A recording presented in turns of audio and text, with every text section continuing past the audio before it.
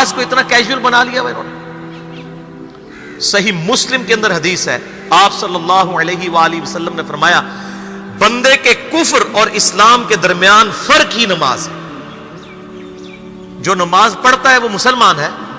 اور جو نماز نہیں پڑھتا وہ پاکستان کے شناختی کارڈ میں مسلمان ہے،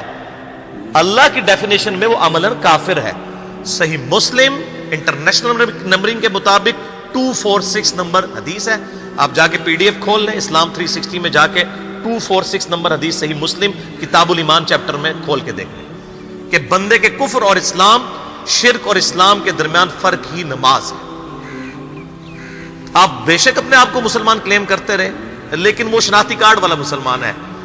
نکاح طلاق والا مسلمان ہے، اس کا جنازہ بھی پڑھ دیا جائے گا، پیدا ہوگا اذان بھی دے دی جائے گی، اللہ کے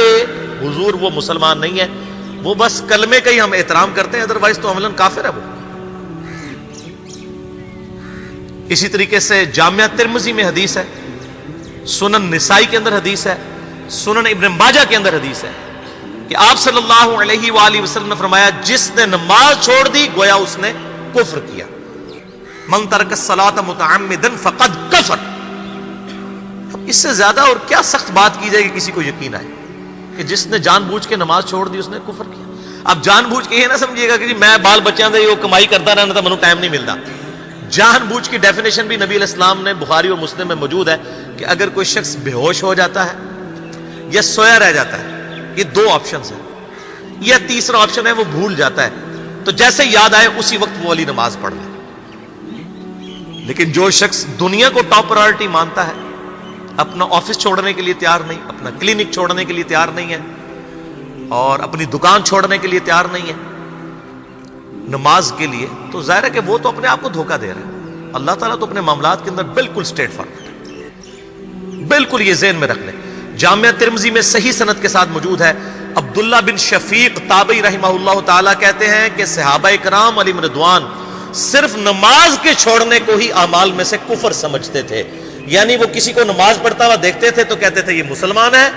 اور کسی کو نماز پڑھتا ہوا نہیں دیکھتے تھے تو وہ کہتے تھے یہ کافر ہے۔ یہ جامعہ ترمذی ہے، یہ کوئی سٹوری بک نہیں میں سنا رہا آپ کو۔ مسند احمد میں صحیح سند کے ساتھ حدیث ہے، نبی صلی اللہ علیہ وآلہ وسلم نے معاذ ابن جبل سے فرمایا معاذ